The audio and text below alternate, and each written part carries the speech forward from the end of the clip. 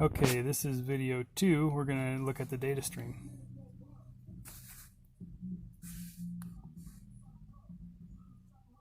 Somebody's driving down my street.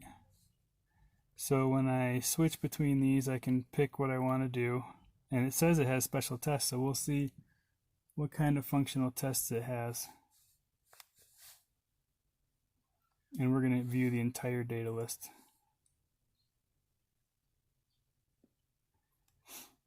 So this is the data that the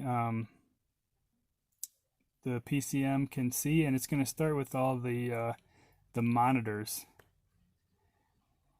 So misfire, fuel system, and components.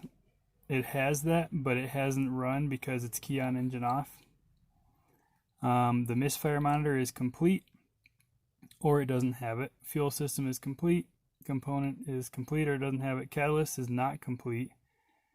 Heated cat is not supported. So this is just showing you all those monitors that we've been talking about. So this is showing you which ones are complete and which ones are not. So we got to get through all these before we get to the data list. Here's the data list. Engine is not running. So there's our coolant temp. There's no load on the engine because the engine's not running. Our fuel trims, that's how much fuel is being added or subtracted to the base quantity of fuel. And nothing's happening right now. So the map sensor, that's the pressure right now in the intake manifold. And that's just atmospheric pressure. And I'm not even sure how kilopascals translates to PSI. So that's, I have to go in and set the values to the correct ones, but I haven't done that in a while at least. Engine speed 0 RPM, vehicle speed 0. This is kilometers. It's kilometers an hour. Ignition timing 0 because the car is off. So we're looking at the data with the car off. Oh, here's a cool one with the car off.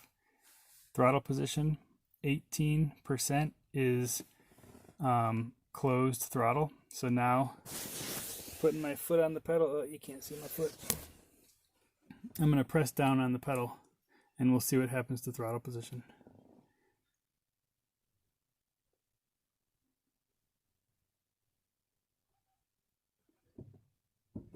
And for some reason, it's not changing. So when I start the car, we'll probably see a change with that, but I can't, of course, I can't floor it with the car on. Generally, this is a kind of a cheap scan tool, but generally with the scan tool, you can watch the throttle position change when you step on the throttle. And it honestly, now that I think about it, this is drive-by-wire, so the throttle probably didn't even move. The accelerator pedal position sensor moved, but not the throttle. Okay, so now I'll start it up. We'll go back to the beginning of the list. Oh, the screen is kind of glitchy on my scan tool because I left it in my cold truck too many nights.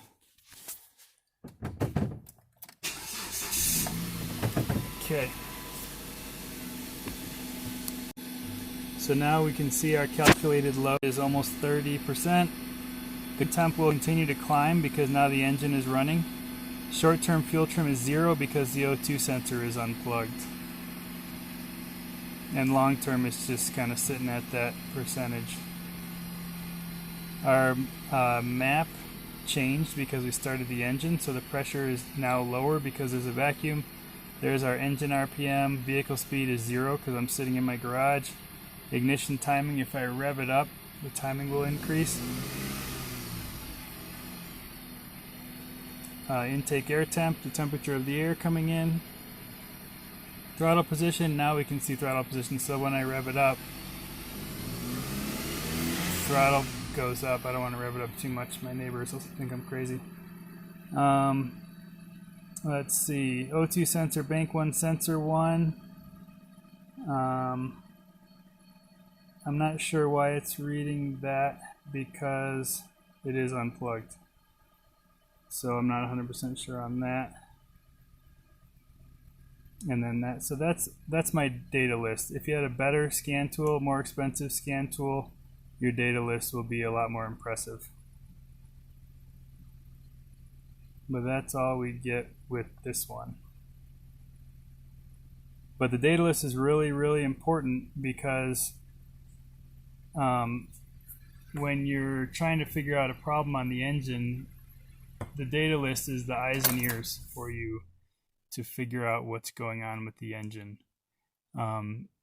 You don't know what's happening until you look at the data list, and then you can see what the engine is doing, and you can see what the powertrain, what the PCM is seeing. So if you don't have a scan tool and you don't know how to look at the data list, it's like you're working blindfolded. The data list is telling you what's happening with the engine and what the PCM is seeing. And if you can do output controls, that's even better. That's like an added bonus. So we're going to go into that section on this little scan tool and see what it has in the next video. Okay, bye.